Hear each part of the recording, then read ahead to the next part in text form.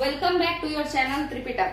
आज हम लोग शुरू करने जा रहे हैं क्लास 6 का वही न्यू एम्पायर एंड किंगडम का पार्ट 3। देखिए वीडियो थोड़ा लंबा होगा ही क्योंकि समझाना पड़ता है और 30 मिनट से ज्यादा लंबा वीडियो डालने पे डलता ही नहीं है जल्दी। तो शुरू करते हैं, चलिए। तो बात ऐसा है कि अगला जो टॉपिक हम लोगों का शुरू करना था एनसीईआरटी में, सीटीईटी वालों आप लोग अगर देख रहे हैं तो आप लोग को पता होगा कि वो था टॉपिक पल्लव, चालुक्य और पुलकेशिन द्वितीय। हिंदी में पल्लव, चालुक्य एंड पुलकेशिन द्वितीय, पुलकेशिन सेकंड इंग्लिश में। क्लियर है? शुरू करते हैं। देखिएगा तो प्रॉब्लम क्या है कि ये कुछ रूलर हुए। पुलकेशिन द्वितीय जो रूलर था वो चालुक्य वंश का ही था। चालुक्य वातापी या चालुक्य बादामी डायनेस्टी का था वो। यहां तक का क्लियर है आपका? तो यही रूलर हुआ ये लोग। मगर यहाँ पे ये दो राजाओं के बारे में, इन दो वंशों के बारे में बात किया है, तो उससे पहले ये वंश कहाँ से आए? अचानक से उड़ते उड़ते चले आए क्या? नहीं, ये कहीं ना कहीं से कनेक्टेड थे, उसको हम लोग समझेंगे। तो शुरू करते हैं, यहाँ पे हम शुरू करते हैं, ठीक है। आप देखेंगे कि कण्व वंश, देखिए बड़ा ध्यान से सुनिएगा, बिना कनेक्ट किए हुए पढ़ना बहुत मुश्किल हो जाता है। कण्व वंश यानी कण्वा डायनेस्टी। तो ये कहां से आया भाई? शुंग वंश से। शुंग वंश को पीट काट के यहाँ पे कण्व आ गया। शुंग कहां से आया? मौर्यन डायनेस्टी से। मौर्यन डायनेस्टी के अंतिम रूलर को मार दिया शुंग और खुद आ गया। शुंगा के अंतिम रूलर को मारा कण्व, खुद आ गया। कण्व के अंतिम रूलर को मारता कौन है बताइए? सातवाहन डायनेस्टी का रूलर सिमुक। आते हैं सिमुक को लेकर के, तो कण्व को काट देते हैं। सातवाहन आ गए। काटने के बाद कौन काटा इनको? सातवाहनों ने काट दिया, मार दिया। सिमुक ने सुशर्मा की हत्या की थी। Simuk assassinated Susharma of Kanva dynasty and founded the Satavahana empire. ठीक है, या सातवाहना डायनेस्टी। क्लियर है? अब सातवाहन पे आप जैसे ही आते हैं तो आप देखते हैं कि इन सातवाहन बहुत बड़े साम्राज्य में फैला। खुद को कहा कि हम तो दक्षिणापथ स्वामी हैं। कैसे हैं? दक्षिण पथ के स्वामी हैं। मतलब पूरा साउथ इंडिया में ये लोग फैल गया, बड़े बड़े साम्राज्य में, बड़े एरिया में। गोदावरी, कृष्णा, ये सब पूरा कैप्चर कर लिया था सातवाहन। तो मान के चलिए कि सातवाहन यहां से यहां तक फैले। आप लोग सातवाहन डायनेस्टी देखिए, लूसेंट मॉडल या फिर इसी में एनसीईआरटी मॉडल में आपको मिल जाएगा। उसमें हम बताए हैं कि कई सारे सातवाहन जब डिमोलिश हुए, सातवाहन के जब ध्वंस अवशेष जब बचे, यानी जब वो डिमोलिश हो गए, खत्म हो गए, बर्बाद हो गए, तो कई सारे लीडर्स या कई सारा रूल यहाँ पे आया इनके एरिया में। जैसे जहां सातवाहन सबसे ज्यादा टैक्स उठाते थे, कहाँ? गोदावरी नदी के किनारे, है ना, वहीं पे ना प्लेन एरिया था और एग्रीकल्चर ही तो मेन वर्क होता था, उसी से सबसे ज्यादा टैक्स मिलता था। तो जहां से सातवाहन सबसे ज्यादा टैक्स उठाते थे वो था गोदावरी और कृष्णा के बीच का इलाका। गोदावरी और कृष्णा के बीच का इलाका। अच्छा बात समझिएगा, गोदावरी ऊपर, कृष्णा ऊपर, तो कहीं से भी नदियां निकलती हैं तो कई ऊंचे जगह से निकलती हैं। ऊंचा जगह जैसे किसी प्लेट्यू से निकल रही है, जैसे अमरकंटक प्लेट्यू हो सकता है, या किसी पहाड़ से निकल रही है। तो पहाड़ी एरिया या पठारी एरिया में क्या एग्रीकल्चर पॉसिबल है? नहीं है, नहीं है। पहाड़ी एरिया, पठारी एरिया में, हिली रीजन में या फिर प्लेट्यू रीजन में एग्रीकल्चर उतना ज्यादा पॉसिबल नहीं है। तो भले ही नदियां, आपकी गोदावरी कहां से निकलती है? महाबालेश्वर से निकलती है, नहीं, त्र्यंबकेश्वर से। त्र्यंबकेश्वर से निकलती है गोदावरी, और उसी तरीके से कृष्णा जो है वो महाबालेश्वर से निकलती है। कृष्णा आपकी कहां से निकलती है? महाबालेश्वर। ये सब एक तरीके से समझ लीजिए कि माउंटेन एरिया है, माउंटेन रीजन या हिली रीजन, पहाड़ी एरिया है। तो जाहिर सा बात है यहाँ पे बहुत ज्यादा तो खेती नहीं होता होगा, है ना। आगे समझते हैं। तो हम कह सकते हैं कि गोदावरी के ऊपरी छोर पर, गोदावरी के ऊपरी छोर पर, यानी अपर कोर्स ऑफ गोदावरी, है ना, या अपर वैली ऑफ गोदावरी, है ना, and Krishna, upper course of Godavari and Krishna, ये कह सकते हैं। ऊपरी हिस्सा गोदावरी और कृष्णा का, या फिर हम कह सकते हैं कि गोदावरी एंड कृष्णा दोआब का ऊपरी हिस्सा, अपर कोर्स, या हम ये भी कह सकते हैं कि अपर वैली, ऊपरी घाटी, घाटी मतलब धसा हुआ, है ना, ऊपरी घाटी किसका? गोदावरी और कृष्णा दोआब का। दो नदियों के बीच का जो क्षेत्र होता है वो दोआब कहलाता है। क्लियर है? चलिए, तो यहाँ एग्रीकल्चर क्या होगा? कृषि क्या होगी? लेस होगा। क्लियर है? बट वही जब हम नीचे की ओर आते हैं, नदियां जब नीचे की ओर आती हैं, तब हम लोग क्या देखते हैं कि नदियां बहुत सारा जलोढ़ मृदा, एलुवियल सॉइल लपेटते हुए पूरा छाटते काटते लेके आ रही होती हैं। तो नीचे जैसे जैसे वो आती है ना, तो यहाँ पे डेल्टा का फॉर्मेशन कर देती हैं। पूरा कचरा एक जगह इकट्ठा, मिट्टी, गाद, खाद, ये सबका कचरा एक जगह इकट्ठा कर देती हैं, जिस कारण से नदियों का जो लोअर कोर्स होता है, जो निचला हिस्सा होता है, जो निचली घाटी होती है, जो निचला दोआब होता है, वो बहुत ज्यादा क्या हो जाता है, मिट्टी फर्टाइल होने के वजह से, मिट्टी उपजाऊ होने के वजह से बाबू मतलब एस्पिरेंट्स, ये निचला हिस्सा नदियों का बहुत ज्यादा कैसा हो जाता है, फर्टाइल, रिच, बहुत ज्यादा रिच होता है। ये एग्रीकल्चर के मामले में बहुत समृद्ध होता है निचला हिस्सा नदियों का। क्यों? पूरा मिट्टी है, मिट्टी के वजह से नदियां प्लेन एरिया बनाती है, मैदान का निर्माण करती हैं, और वो भी कैसा मैदान, एक उपजाऊ मैदान, एक समृद्ध मैदान। क्लियर है? तो सातवाहनों को जो सबसे ज्यादा टैक्स मिलता था वो इधर से मिलता था। ठीक है, कृष्णा गोदावरी दोआब से तो मिलता ही था, पर दोआब के निचले हिस्सा से सबसे ज्यादा मिलता था। यहां तक का आपका क्लियर होगा। इस रीजन में, सातवाहनों के इस रीजन में एक वंश आया। सातवाहनों के डिमोलिशन के बाद, सातवाहनों के विनाश के बाद इस रीजन में एक वंश आता है। किस रीजन में? कृष्णा गोदावरी के निचला हिस्सा में। इस वंश का नाम रहता है इक्ष्वाकु वंश। कौन सा वंश? इक्ष्वाकु डायनेस्टी। क्लियर है? बढ़िया है। जो आपका ये वाला क्षेत्र है, यहां पे कौन आया बताइएगा? तो यहाँ पे आते हैं अभीरा वंश। और ये वंश नहीं है, छोटा छोटा ट्राइब, कबीला लोग है। क्लियर है? अभीरा इंग्लिश में कहते हैं, हिंदी में अभीर कहेंगे। क्लियर है? फिर एक आता है चुट्टू वंश। चुट्टू, चुट्टू नाम अजीब है, तो चुट्टू ही है, तो चुट्टू, चुट्टू वंश। क्लियर है? तो ऐसे ही कई सारे हैं। क्लियर है? अभीरा वंश, सातवाहन गिर गए, सातवाहन के रीजन में ये लोग आ रहे हैं। चुट्टू वंश और इक्ष्वाकु वंश, ये लोग आ गए। और सातवाहन जो है नागपुर तक फैले हुए थे। याद कीजिए, अगर आप महाराष्ट्र के नागपुर में भी उनका रूल था, तो नागपुर मान के चलिए ये महाराष्ट्र, तो इस रीजन में नागपुर है, महाराष्ट्र के इस साइड। इस साइड मतलब नॉर्थ ईस्टर्न रीजन में, उसी को विदर्भ कहते हैं। उधर नागपुर के अगल बगल के एरिया को विदर्भ कहते हैं। और कहा जा रहा है कि महाराष्ट्र को तोड़कर एक नया राज्य बनेगा जिसका नाम विदर्भ पड़ेगा और जिसकी राजधानी नागपुर होगी। क्लियर है? तो पहले विदर्भ बोला जाता था इसी रीजन को। क्लियर है? तो इस विदर्भ में एक वंश आया और उस वंश का नाम था वकाटक वंश, Vakataka dynasty. Vakataka dynasty, Ikshvaku dynasty, Chutu dynasty, Abhira dynasty, ये सब छोटे मोटे लोग अपना थे। सब लोग कहाँ कहाँ लोकेशन है सब बता दिए। अभीरा चुट्टू इधर है, इधर इक्ष्वाकु यहाँ है, यहाँ वकाटक है। सारे लोग एक साथ हैं। सातवाहनों के खत्म होने के बाद सारे लोग एक साथ हैं। मगर इन सारे लोगों में से जो सबसे ज्यादा ताकतवर बन के निकला, जो बड़ा बनना शुरू कर दिया, जो अपने आप को बढ़ाना शुरू कर दिया, वो था आपका वकाटक डायनेस्टी। क्लियर है?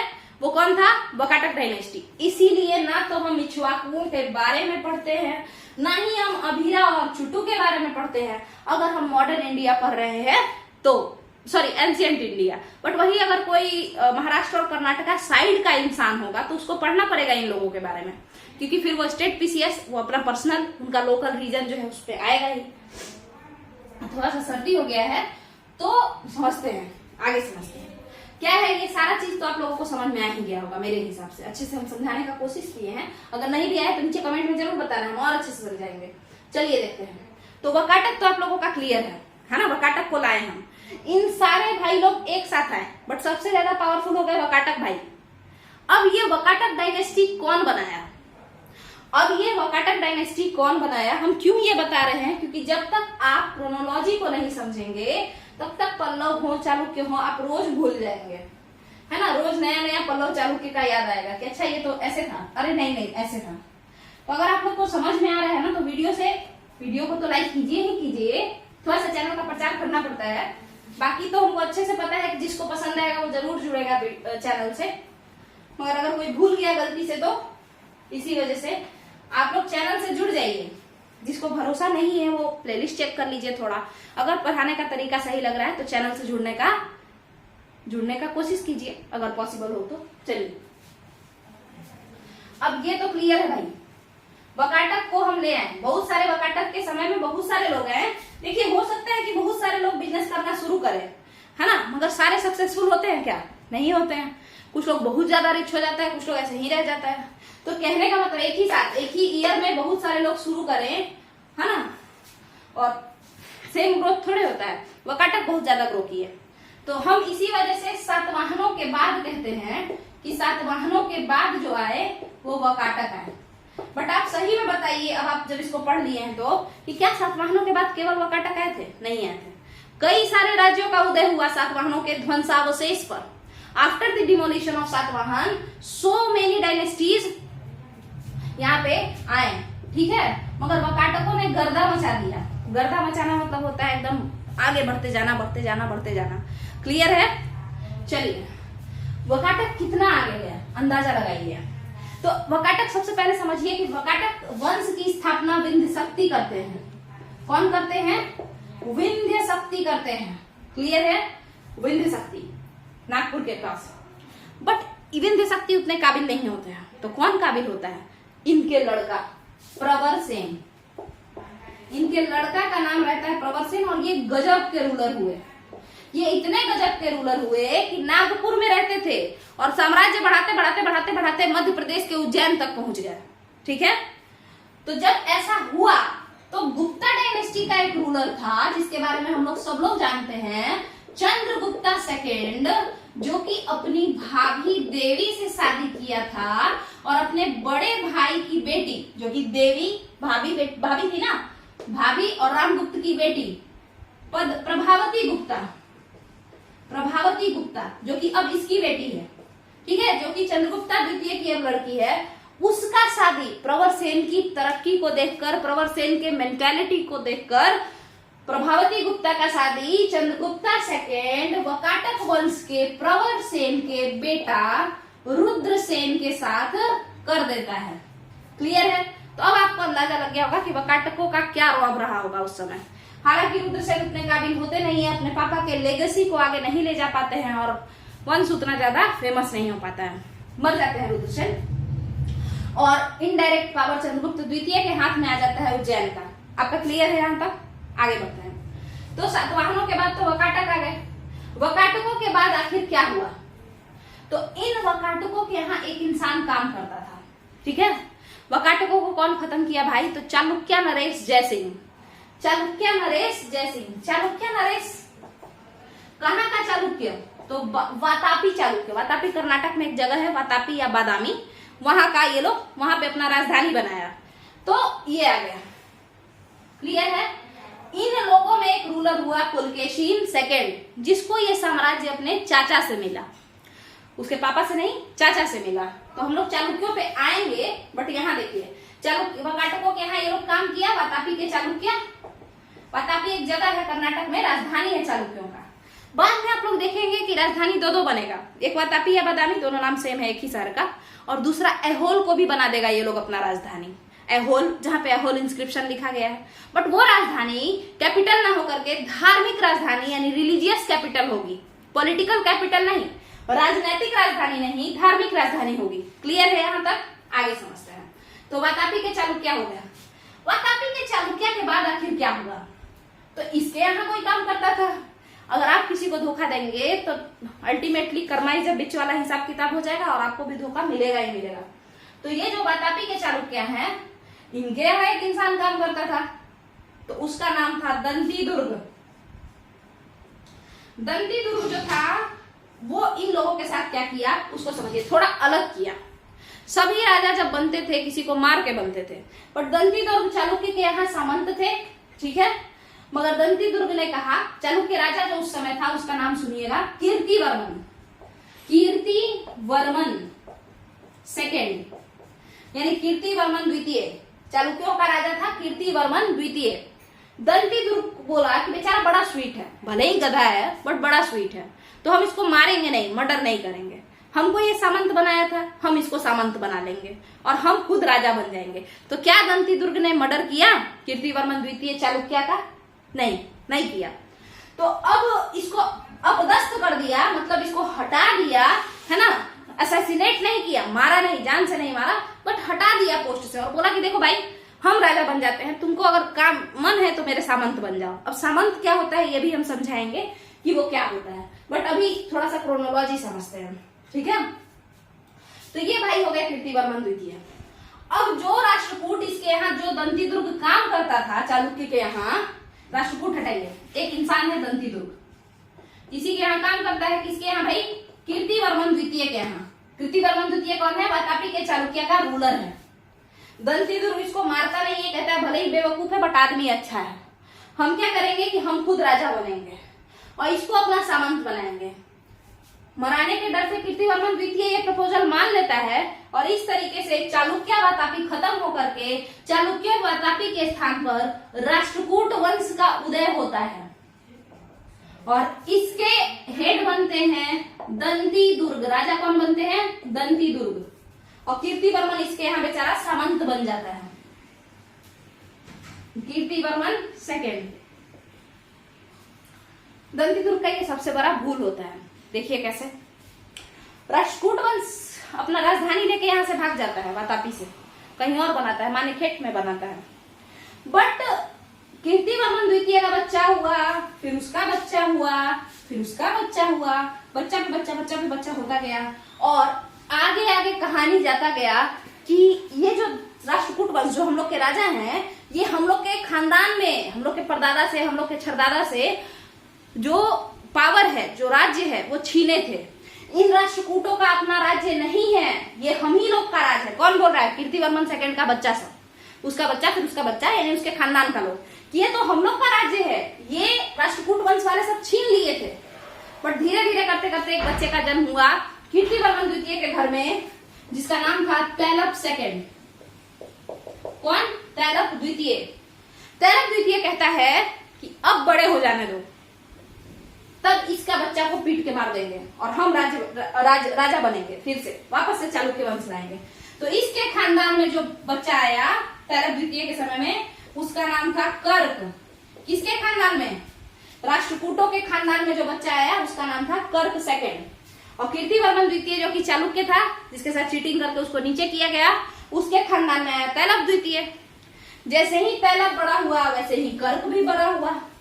तैलप बड़ा होकर के कर्क का मर्डर कर दिया, सीधे कहानी हो गया खत्म। इस तरीके से चालुक्यों को, सॉरी, राष्ट्रकूटों का समूल नाश हो गया, पूरे तरीके से खत्म। क्लियर है। और राष्ट्रकूटों के ध्वंसावशेष पर after the demolition of Rashtrakuta dynasty, emergence of Chalukya, वही चालुक्य डायनेस्टी अकर्ड। बट ये चालुक्य यहाँ पे मर्डर कर दिए, तो बोले, तो तैलप बोला कि यहाँ पे भी नहीं रहेंगे, ये वाला राजधानी में, मानेखेट में, और जो हम लोग का पुराना राजधानी था बादामी या वातापी और ऐहोल, वहां भी नहीं जाएंगे। तो कहाँ जाएंगे भाई, एक नया जगह जाएंगे। और तैलप द्वितीय ने अपनी राजधानी कल्याणी को बनाया। कल्याणी साउथ इंडिया में ही है, तो कल्याणी को बनाया, ठीक है। तो इसीलिए इस चालुक्य वंश का नाम पड़ा चालुक्य कल्याणी, बट उन्हीं लोग के खानदान का है ये। क्लियर है। अब चालुक्य कल्याणी तो यहाँ आ गया। अब यहाँ पे एक टर्म देखिए, पल्लवों के ध्वंसावशेष पर, डिमोलिशन जब पल्लव का हुआ तो चोल साम्राज्य की उत्पत्ति हुई, और चालुक्य जो वातापी थे उनका जब डिमोलिशन हुआ तो राष्ट्रकूट साम्राज्य की उत्पत्ति हुई। फिर राष्ट्रकूटों को चालुक्य के ही खानदान का बच्चा मार मार के हटाया और फिर से चालुक्य वंश को लेकर के आया।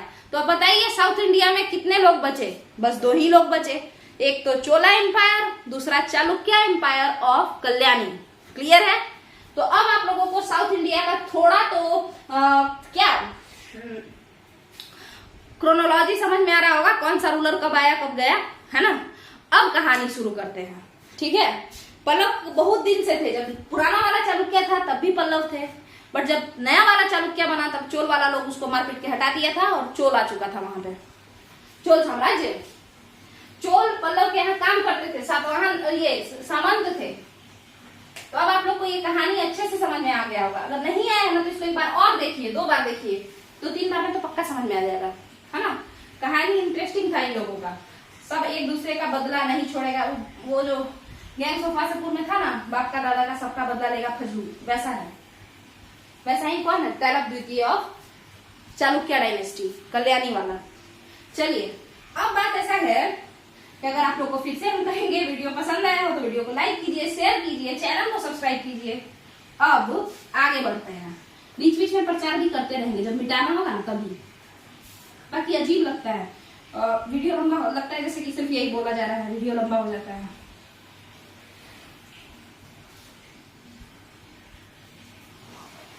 अब आगे बढ़ते हैं।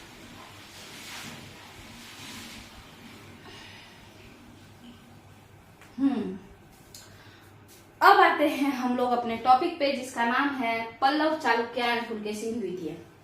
तो देखिए भाई, पुलकेशिन सेकंड के बारे में ये वाला जो समझाना था हम समझा दिए, ये पूरा यहाँ तक का। अब पुलकेशिन सेकंड के बारे में हम लोग कैसे जानते हैं, क्या कहानी है, वो कहानी सुनना है, कुछ नहीं है इसमें, यही एनसीईआरटी में लिखा है। तो पुलकेशिन सेकंड हर्षवर्धन वाला बता चुके हैं, हर्षवर्धन ने भी ये कहानी सुनाया है, मगर फिर से सुनाएंगे क्योंकि ये चालुक्यों का बात है, तो छोड़ कैसे सकते हैं भाई, नया टॉपिक है।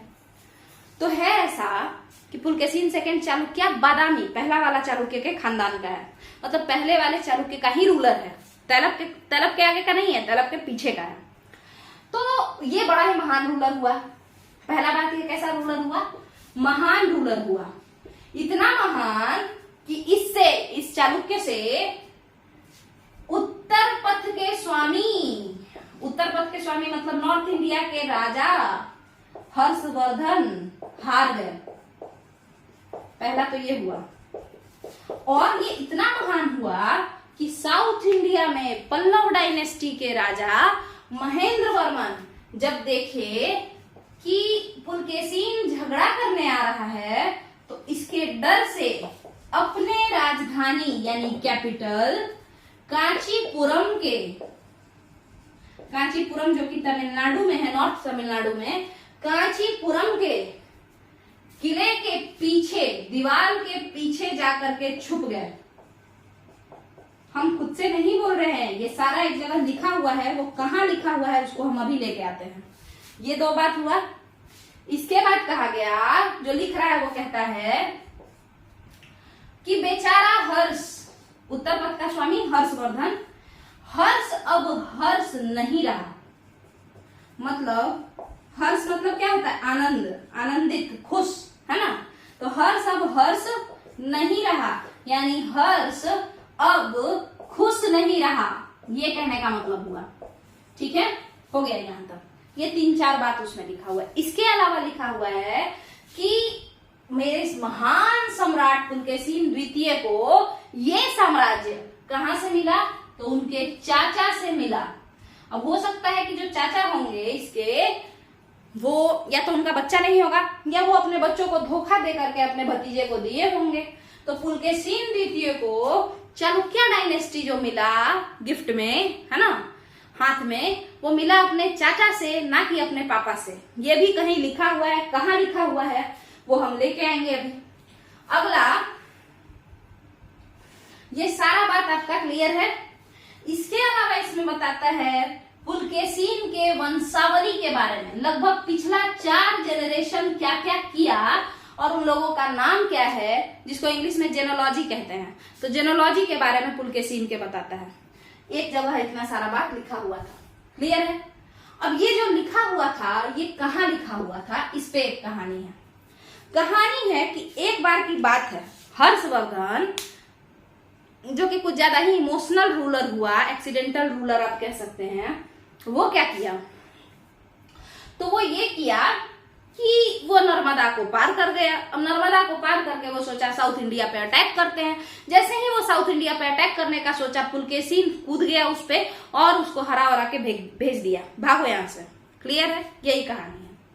जब ये झगड़ा हुआ और पुलकेशिन जब जीत गया, हर्षवर्धन से जीत गया, तो पुलकेशिन अपने चम्मच, अपने कोट पोएट रवि कीर्ति को कहता है। ठीक है, और ये चम्मच वाला वर्ड भी हम खुद से नहीं कह रहे हैं, एनसीईआरटी कहता है कि बिना मतलब का प्रशंसा किया जाता था। एनसीईआरटी कहता है कि ये अतिशयोक्ति है, एग्जैगरेट करके जो है प्रशंसा किया जाता था, क्योंकि पेमेंट मिलता था, सोना मिलता था, चांदी मिलता था, तो इस वजह से प्रशंसा भी होता था। पुलकेशिन द्वितीय के कोट पोएट राजकवि रवि कीर्ति उनके साथ थे। रवि कीर्ति को पुलकेशिन कहता है कि भाई हरा दिए हम हर्षवर्धन को, एक काम करो किसी पत्थर पे बढ़िया से लिख दो ये बात। तो रवि कीर्ति कहता है कि किस पे लिखे, कहाँ लिखे। ऐसा तो पुलकेशिन बताता है कि ऐसा जगह लिखो जहां पे रोज कोई आता जाता हो, हर दिन भीड़ लगा रहता हो, और किसी ऐसे चीज पे लिखो ना जो कभी खराब ना हो, तो तभी तो हार्ड सरफेस पे लिखो। तब रवि कीर्ति और पुलकेशिन सोच रहे होते हैं, तब उनके माइंड में आता है कि मंदिर एक ऐसा जगह है जहां पे अगर हम लिखेंगे तो सब कोई देखेगा और बड़ा मजा आएगा, है ना। तो वो एक मंदिर जिसका नाम है मेगुती जैन मंदिर। कौन सा मंदिर? मेगुती जैन मंदिर, जो कि कहाँ है? तो है कर्नाटक के बगलकोट डिस्ट्रिक्ट में, ठीक है, ऐहोल में। ऐहोल एक सिटी है वहां पे। इसी मंदिर के दीवारों पर ये सारा बात लिखा जाता है, सारा बात। और ये सारा बात लिखा कौन है? इस पुलकेशिन का चम्मच, इस पुलकेशिन का कोट पोएट, यही लिखा है रवि कीर्ति, राजकवि। तो मेगुती जैन मंदिर पे लिखा गया है, और जो लिखावट है तो उसका नाम ये नहीं पड़ा कि मेगुती जैन मंदिर इंस्क्रिप्शन है, नाम ये पड़ गया सिटी के नाम पे कि ये ऐहोल अभिलेख है। क्लियर है? अब ये ऐहोल अभिलेख कौन कौन से भाषा में लिखा गया, तो देश दुनिया का लोग इसको पढ़ सके, पढ़ा लिखा लोग, इसीलिए इसको संस्कृत में लिखा गया। और लोकल लोग इसको पढ़ सके जो उतना पढ़ा लिखा नहीं है बट नॉर्मल है, अपना लोकल लैंग्वेज जानता है, तो इसीलिए इस अभिलेख को, इस ऐहोल सिटी वाले अभिलेख को कन्नड़ में भी लिखा गया। कर्नाटक का लैंग्वेज कौन सा है? तो कन्नड़ है, ठीक है, तो इस भाषा में भी लिखा गया। तो इतना चमचाई करने के बाद जाहिर सी बात है गिफ्ट वगैरह मिला होगा। तो क्या आप लोग को समझ में आ गया कि पुलकेशिन द्वितीय कैसा रूलर था, क्या था, नहीं था? इसके बाद आपको बता दें कि पल्लव का एक, महेंद्र वर्मन फर्स्ट का एक लड़का होता है, तो उसका नाम रहता है नरसिंह वर्मन फर्स्ट। ये एक्स्ट्रा है, ये कभी और भी बताएंगे अगर आया एनसीईआरटी में, तो वैसे तो लूसेंट में तो पक्का बताएंगे, लूसेंट मॉडल में। तो महेंद्र वर्मन फर्स्ट का एक लड़का होता है नरसिंह वर्मन फर्स्ट, पल्लव डायनेस्टी में। वो आता है, पुलकेशिन उसके पापा को पीटता है, तो ये जाके उसका मर्डर कर देता है, बड़े होने पे जाके मर्डर कर देता है। जब पुलकेशिन कांची को जीतता है, कांचीपुरम को, तो खुद को कहता है कि हम कांची कोंड है, मतलब हम कांची के विजेता है। और जब नरसिंह वर्मन फर्स्ट जो कि पल्लव डायनेस्टी का है, जो कि महेंद्र वर्मन का बेटा है, जब जाके पुलकेशिन को पीटता है और मर्डर कर देता है, तो वो कहता है कि हम वातापी कोंड है, मतलब हम क्या है, चालुक्य का राजधानी वातापी के विजेता है। क्लियर है यहाँ तक का? तो अब आपको पुलकेशिन द्वितीय तो बड़े अच्छे से समझ में आ गया होगा। अब एक काम करते हैं, एक बार हम टाइम पूछ लेते हैं, तो फिर दूसरे वीडियो में बना देंगे। चलिए, तो यहाँ पे जो आपका ये वीडियो है इसको यहीं पे रखते हैं। आप लोग इसको समझिए, अच्छे से देखने का कोशिश कीजिए। क्या वीडियो इंटरेस्टिंग लग रहा है, नहीं लग रहा है, आप बताइए। अगर आपको ये वीडियो पसंद आया तो वीडियो को लाइक कीजिए, वीडियो को शेयर कीजिए, वीडियो को सब्सक्राइब कीजिए, चैनल को सब्सक्राइब कीजिए। चलिए, थैंक यू।